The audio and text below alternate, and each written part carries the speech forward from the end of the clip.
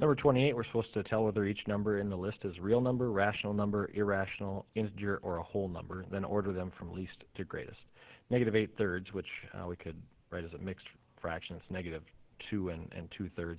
It is a real number. In fact, all the numbers that you deal with are real numbers, so that's a gimme. Is it rational? You bet. I already wrote it as a fraction. If it's rational, it can't be irrational.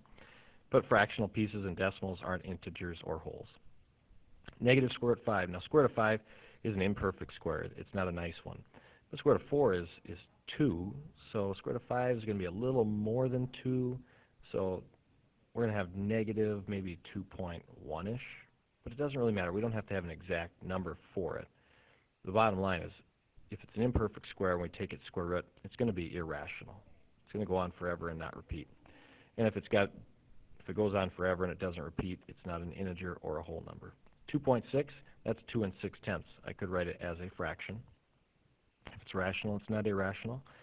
Integers and wholes don't include decimals or fractional pieces.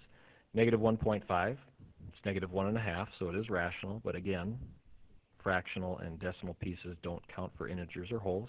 And then we got the square root of 5, which again is not a perfect square. It's going to be 2.1 blah, blah, blah, blah, blah. It's going to go on forever.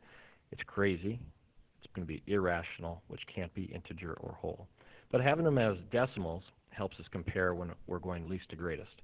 So if we look at this, the biggest negative up here, or the smallest number, is negative 2 2/3, which they wrote as negative 8/3. We always want to write it how they gave it to us. And then we look at the next biggest negative is negative 2.1-ish, which they wrote as negative square root of 5. And then we had one more negative, negative 1.5. And then we've got 2.6 and about 2.1 something, so 2.1 is the next biggest, which they wrote as square root of 5. And the biggest would be the 2.6 that we were given. That wasn't so good.